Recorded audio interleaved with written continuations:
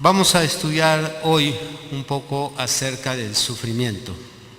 El sufrimiento es algo que no podemos separar de la vida cristiana. El sufrimiento está estrechamente vinculado con el cristianismo, es indisoluble. No hay manera de que usted ponga cristianismo de este lado y sufrimiento de este lado. De comienzo a fin, la vida cristiana es una vida de sufrimiento. Recordamos cuando fuimos convertidos al Evangelio, aquellos que tuvimos una religión antes de ser cristianos, cómo nuestra conversión nos trajo enemigos. Algunos de ellos de la familia, otros amistades, compañeros de trabajo. Nuestra conversión inmediatamente nos metió en el sufrimiento. Empezaron las burlas, el rechazo, el menosprecio, y así es como comienza toda vida cristiana, con sufrimiento. Porque sabemos que Jesús representa el sufrimiento con la cruz que nos entrega cuando decidimos seguirle. Él dijo que el que no toma su cruz no puede ser su discípulo. ¿Alaban a Dios? Pero el sufrimiento que nos visita, podemos alejarlo de nuestras vidas por determinado tiempo o tenemos que cargar con un sufrimiento permanente. El sufrimiento que nos visita, con oración y ayuno lo podemos aminorar o no hay manera de disminuirlo. ¿Hay descansos o es constante? ¿Siempre viene del diablo? ¿Dios lo permite? Creo que muchos sabemos por la práctica diaria que el sufrimiento es algo que nos acompaña, pero muchas veces no hemos aprendido a distinguirlo. Y es de lo que quiero hablar el día de hoy. Existen 3 tipos de sufrimiento en la vida cristiana. 3 tipos de sufrimiento. El sufrimiento que viene como consecuencia de nuestras decisiones equivocadas y de nuestros actos equivocados. Entonces es un sufrimiento que viene como consecuencia. No es un sufrimiento espiritual, porque muchos cristianos suelen equivocadamente espiritualizar todas las cosas que les acontecen. Todo lo malo, todo lo negativo, el diablo. Todo lo bueno, todo lo que es de virtud, Dios. Pero tenemos que entender que aunque estamos los cristianos tratando asuntos espirituales, al mismo tiempo seguimos viviendo en un mundo natural, en el cual en este mundo natural hay leyes y hay consecuencias. Así es que el primer sufrimiento del que vamos a hablar es un sufrimiento natural. Segundo sufrimiento es un sufrimiento que viene como consecuencia de nuestra desobediencia. ¿Se puede usar el pizarrón? A ver, alguien que tenga buena letra que pudiera ayudarme aquí tantito. No tenga miedo, yo no hago nada. Nada más es mi rostro, pero yo no hago nada. Gracias, hermano. A mí me gusta mucho ayudarme esquematizando mis temas porque eso ayuda a retener. Muy bien. Gracias, hermano. Anote por favor ahí, número 1, sufrimiento como consecuencia.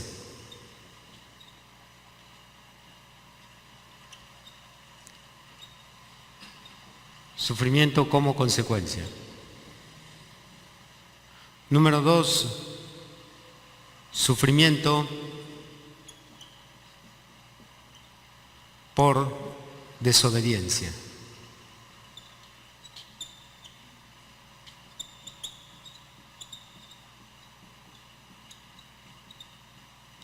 Y número 3, sufrimiento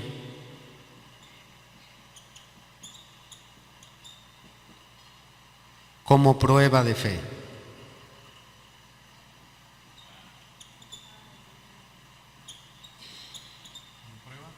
De fe. Muy bien, gracias, hermano. Bien, estos son los 3 tipos de sufrimiento que vienen sobre la vida cristiana. Y es importante entenderlos, saber por qué causa vienen, cómo operan, si se van, si no se van, porque muchas veces nosotros al espiritualizar y generalizar el sufrimiento, oramos a veces herejías, pedimos a Dios que nos libre de cosas que no podemos ser libres, y en otras deberíamos de orar y ayunar y no lo hacemos. Porque no entendemos, sino tenemos un concepto general del sufrimiento. Pero entendiendo ahorita esto, va a ser más fácil que cuando tengamos que pelear una batalla espiritual la peleemos. Y cuando no tengamos nada que pelear, nos resignemos y sigamos adelante. ¿Alaban a Dios? Muy bien. ¿No están enojados? ¿No? Yo vengo de México y allá la gente sonríe. ¿Podrían regalarme una sonrisa aunque sea pequeñita? No le va a pasar nada. Muy bien, así está mejor. Bien, vamos a analizar el sufrimiento como consecuencia. Este sufrimiento viene por las decisiones equivocadas que tomamos constantemente en nuestro caminar diario. Son consecuencias, no son demonios, no es el diablo, no es ninguna fuerza espiritual, es una regla en esta vida. El hombre, lo que siembra, recoge. Si tú tomas una decisión equivocada, vas a cosechar algo de esa decisión equivocada. Si tú haces un acto malo, vas a cosechar una decisión, vas a cosechar de ese acto malo una consecuencia. Así es que mucho del sufrimiento que tenemos en nuestro vivir diario es por causa de nuestra maldad y por causa de nuestra rebeldía. Vamos a dejar que nos lo diga la Biblia. Abra por favor Jeremías capítulo 2. ¿Alaban a Cristo? Jeremías capítulo 2. Mi alma te alaba, Señor Jesús.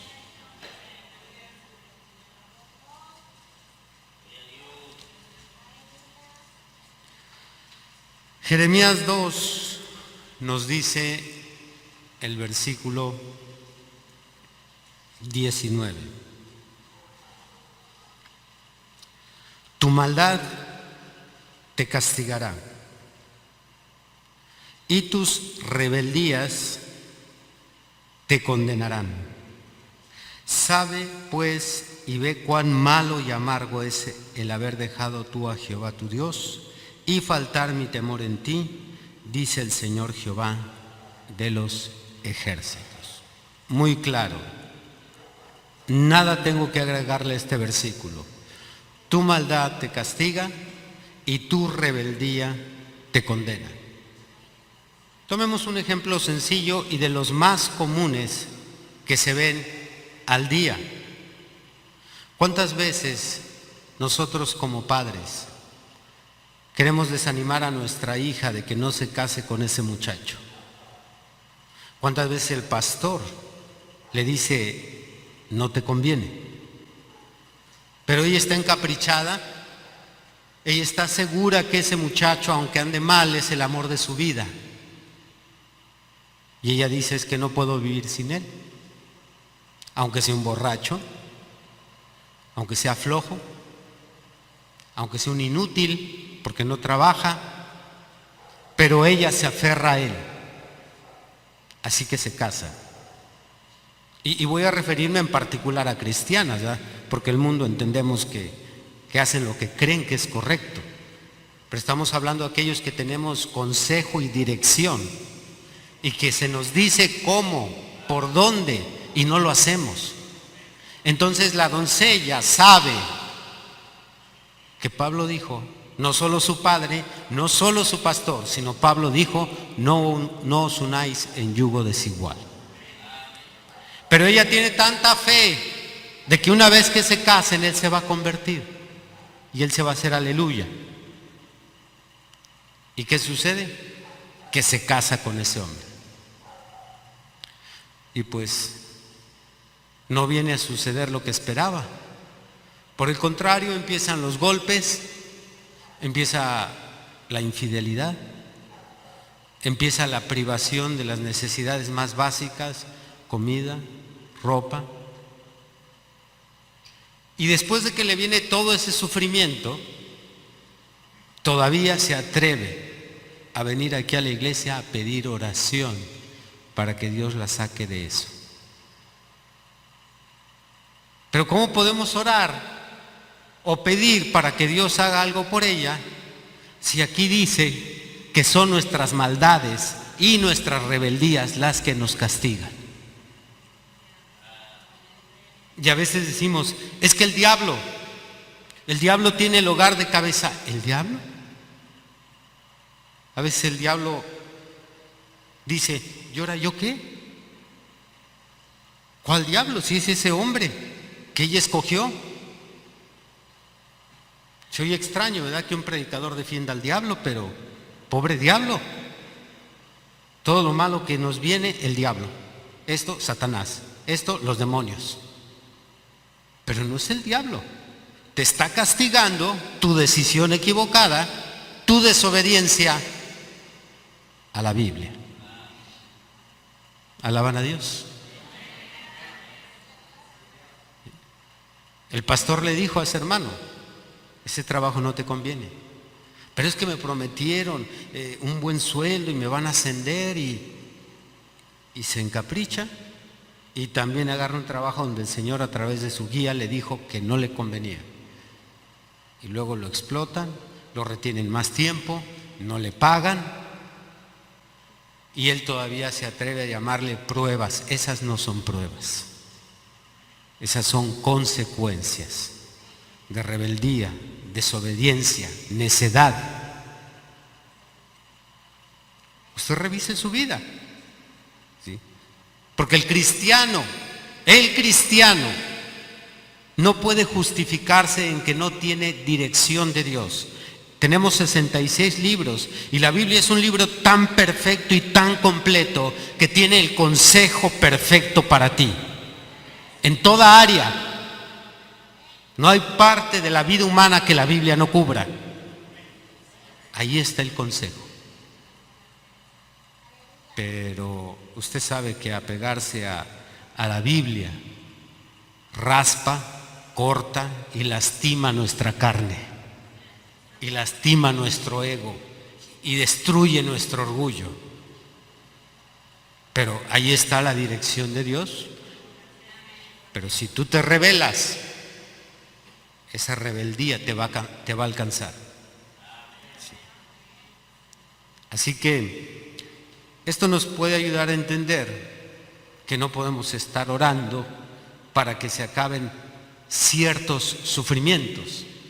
Volvamos al punto de una mujer que escogió al marido equivocado, porque ella lo amaba y porque como él no había ninguno.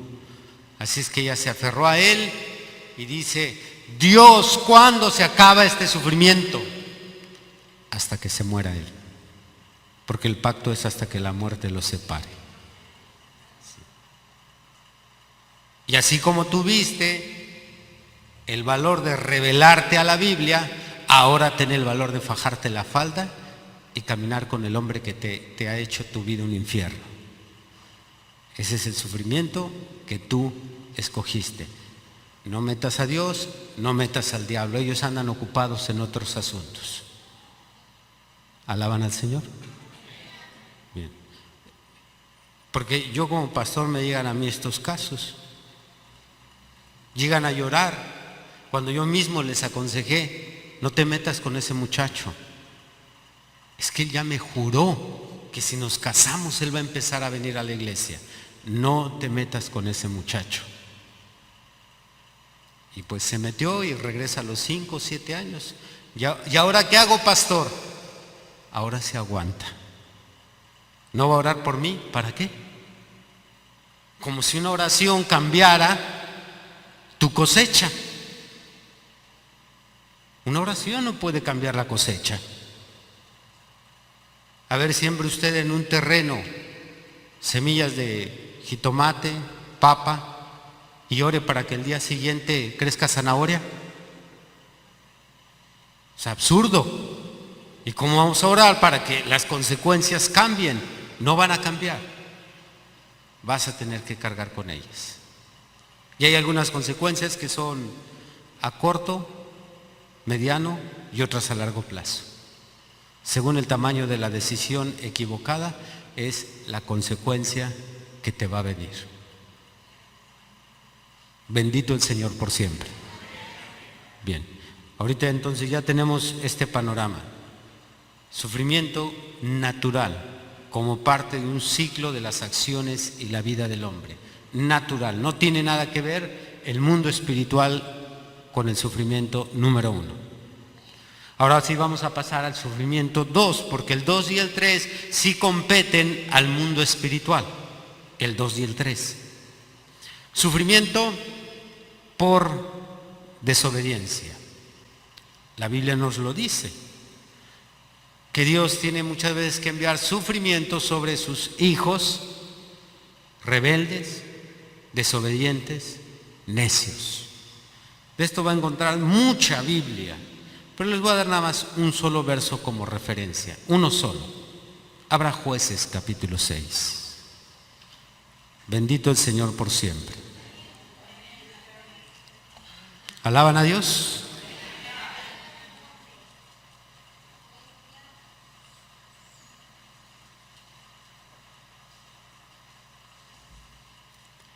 Jueces capítulo 6. Dice el versículo 1. Los hijos de Israel hicieron lo malo ante los ojos de Jehová, y Jehová los entregó en mano de Madián por 7 años.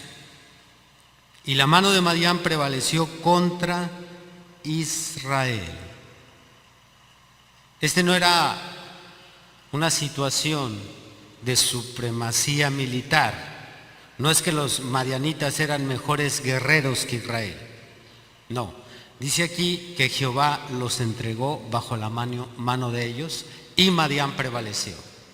Y usted puede leer esto en el libro de Jueces, Reyes, Crónicas, como cada que Israel hacía lo malo, Dios, para castigarlos, les enviaba una nación que los hostigaba, destruía sus cosechas, violaba a sus mujeres, quemaba sus ciudades. Todo ese sufrimiento que estaban pasando era por su pecado, por su desobediencia. Porque la Biblia dice que Dios, ¿a quién ama? ¿No lo han leído? Sí hablan aquí en Cancún, sí hay vocabulario. Sí. Okay. Dios a quien ama, disciplina. Y azota a todo aquel que recibe. Entonces, cuando el hijo no entiende, cuando el hijo es malo, cuando el hijo es necio, porque dijo Salomón que la vara es para la espalda del necio, entonces Dios tiene que enviar sufrimiento a tu vida. Dios tiene que ponerte ese jefe, ese patrón insoportable, que a toda hora te está haciendo cansado ahí el ambiente. Dios tiene que mandarte esa vecina, hermano, que cuando quieres hablar con ella se te pone brava. Dios tiene que enviarnos por ahí una espina en el zapato, porque Él quiere corregir algo de tu vida.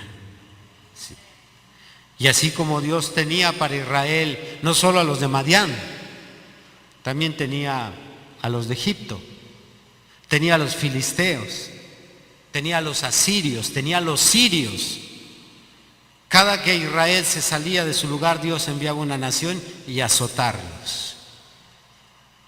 Y la Biblia dice que entonces, cuando Dios les enviaba a alguien que los castigara, ellos clamaban a Dios y ya Dios les levantaba un juez, un libertador, un rey. Pero después moría ese juez y volvían a lo mismo. Se convertía en un ciclo.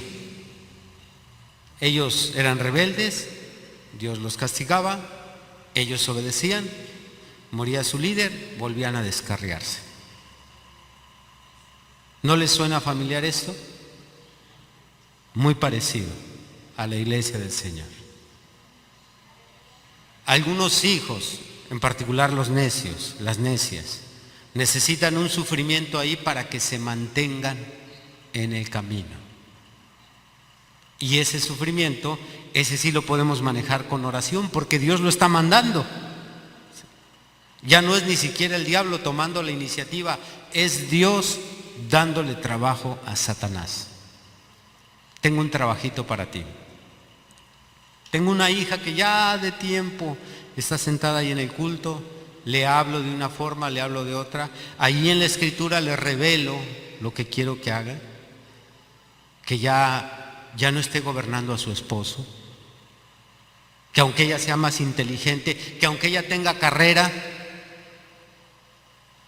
que aunque su coeficiente intelectual sea más alto que el de su esposo, que ella no lo dirija. Ya se lo he dicho de muchas formas, así es que tengo un trabajo para ti. Y entonces Dios tiene que enviar algo ahí a la casa.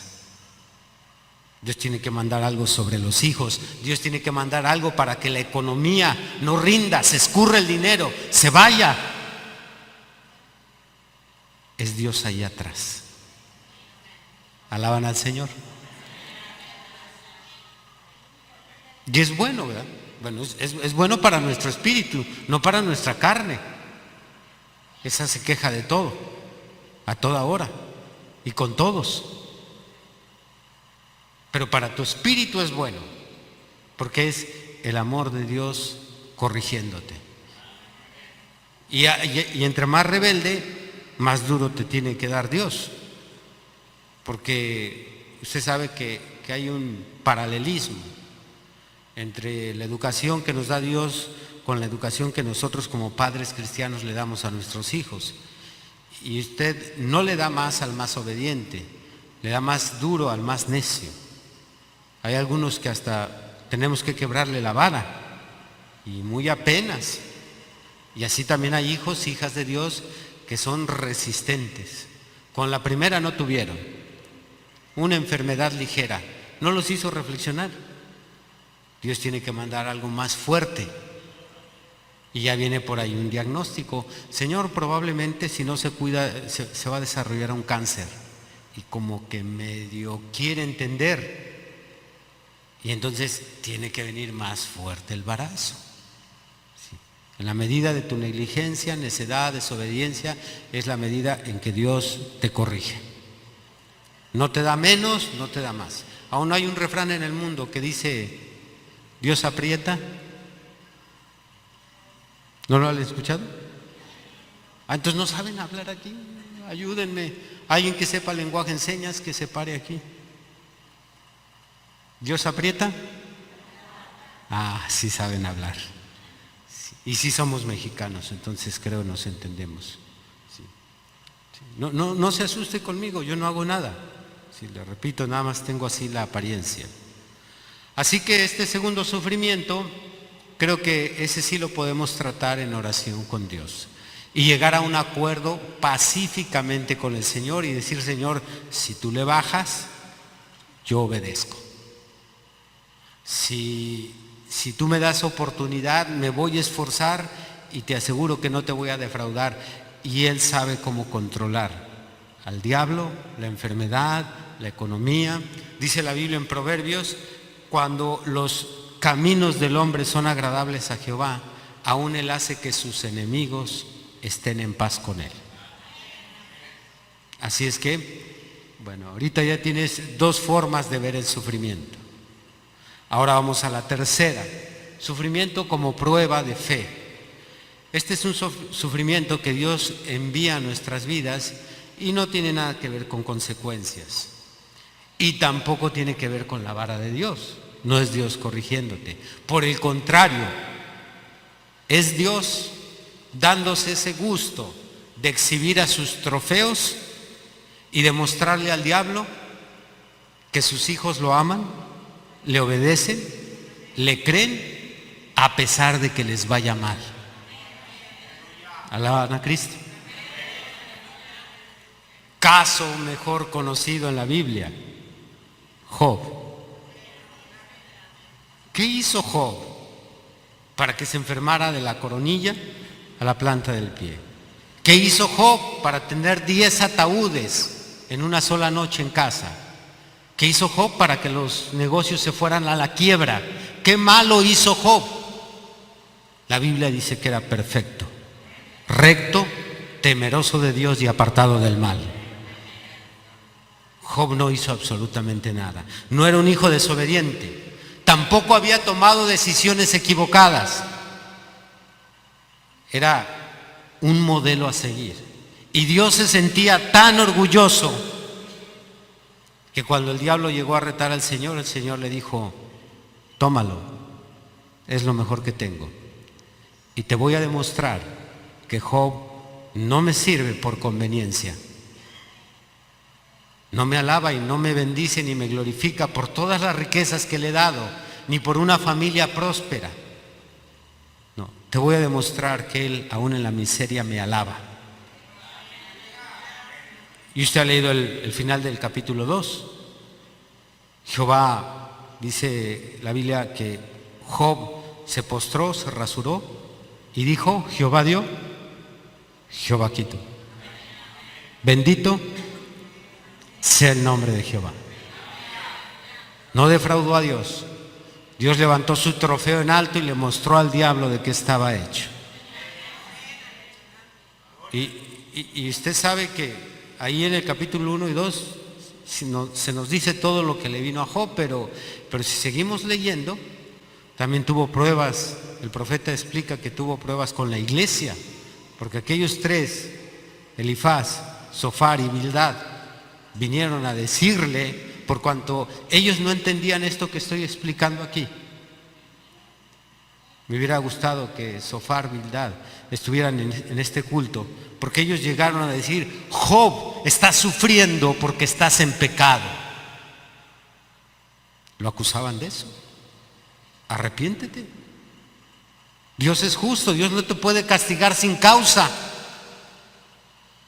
Pero sí puede, y lo estaba haciendo. Job no dio razón, pero ellos no entendían cómo opera el sufrimiento. Así es que trataron de escarbar y escarbar. ¿Y qué hiciste, Job? Pero Job estaba bien parado en su testimonio y estaba seguro de su caminar, y él dijo: péseme Dios en balanza. Él sabía cuáles eran sus caminos, no solo sus acciones, no solo sus palabras. Él dijo aún de su mirada: si he deseado una virgen, si he codiciado una virgen, que otro muela sobre mi esposa. Así es que él no tenía absolutamente nada que le remordiera en su conciencia. Estaba tranquilo, pero claro está, no tenía esta revelación que Dios nos ha traído en esta edad, esta luz. Así es que él no entendía que era un sufrimiento como prueba de su fe. Y ese es el caso más conocido. Pero ¿qué me dice usted de José, hijo de Jacob? José el soñador. ¿Por qué causa estaba sufriendo José? Porque rechazó la propuesta de una prostituta.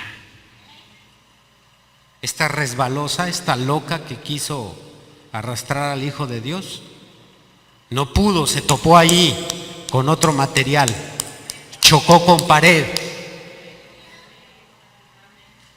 Y el pararse por la palabra, el rechazar la carne, la tentación femenina, lo llevó al sufrimiento. 2 años de cárcel. Está un poquito extraño en mi cabeza, como que no acomodan las cosas. Entonces me porto bien y me va mal. No siempre. Solo cuando Dios te quiere exhibir. Y estando ahí, aunque claro, esa es la parte de la tentación, pero usted sabe que José sufrió desde niño. Era la burla de los hermanos mayores, era el rechazo.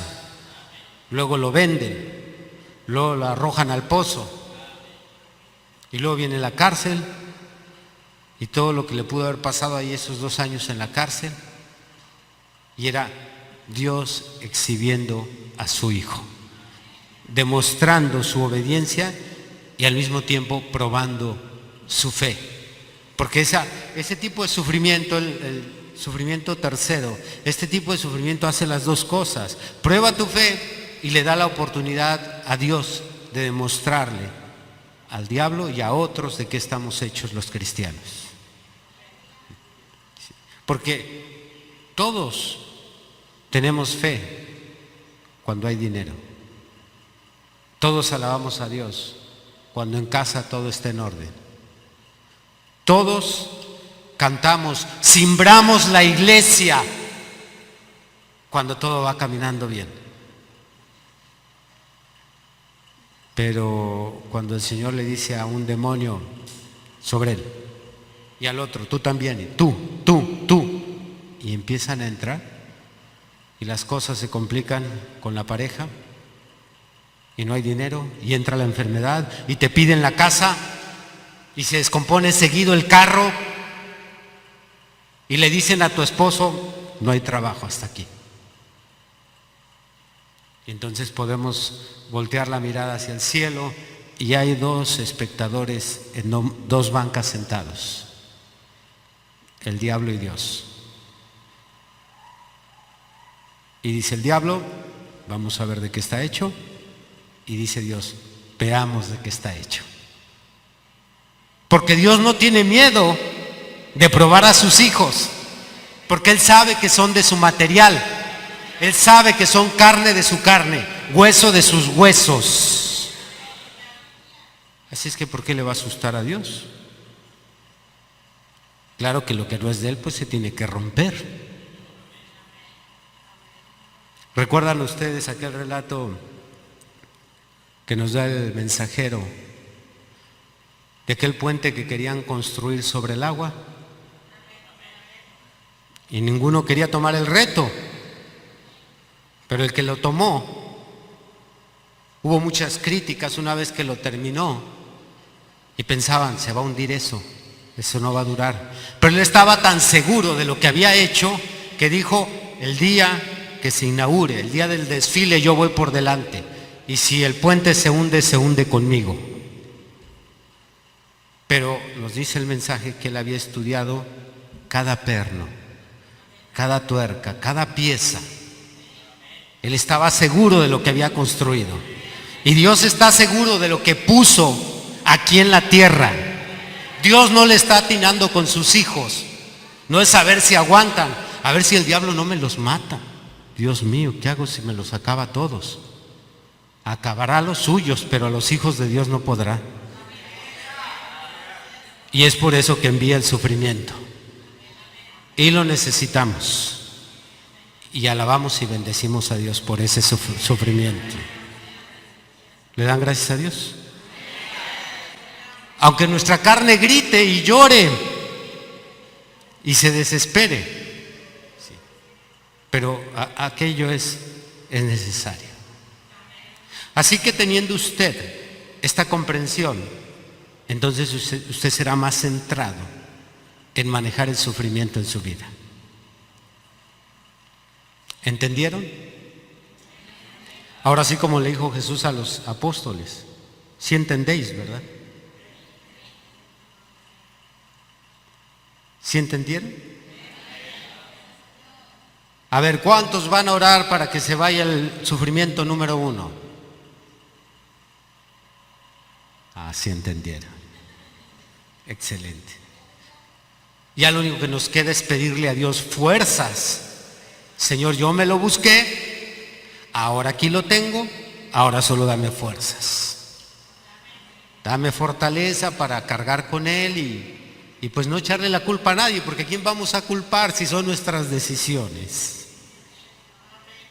Pero en el segundo sufrimiento, ¿cuántos van a hablar con Dios?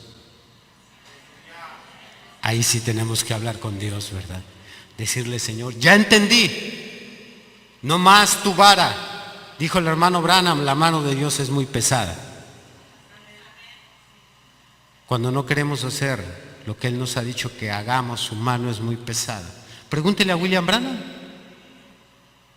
¿de qué tamaño fue el embarazo? El tamaño del embarazo fue de una niña de 8 meses y una esposa joven. De ese tamaño fue el embarazo. Pero Dios se aseguró de que su profeta no volviera a darle la espalda cuando Él lo enviaba a predicar a ciertas personas. Y con esa tuvo el hermano. Así es que podemos hablar con el Señor.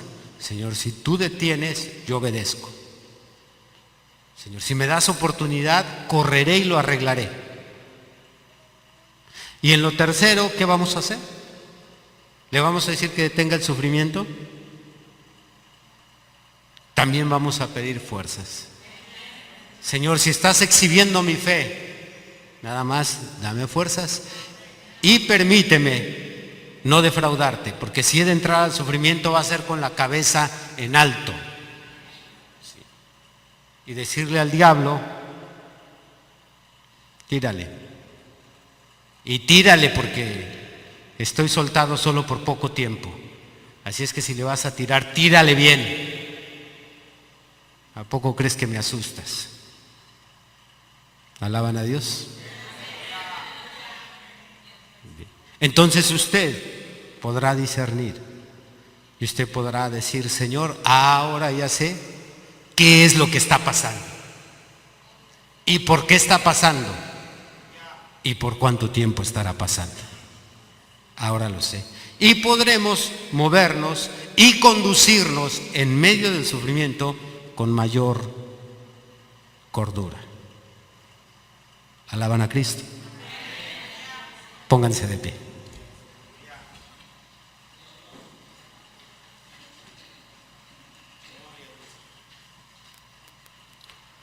Oremos.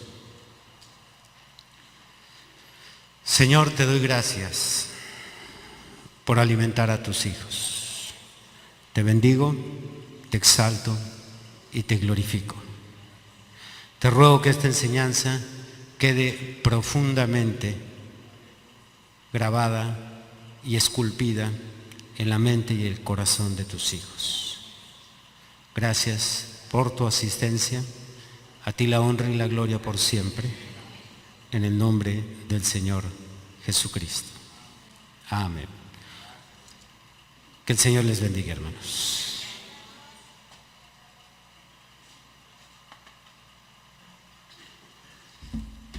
Bendito es el nombre del Señor. Para cada hijo de Dios aquí en la tierra,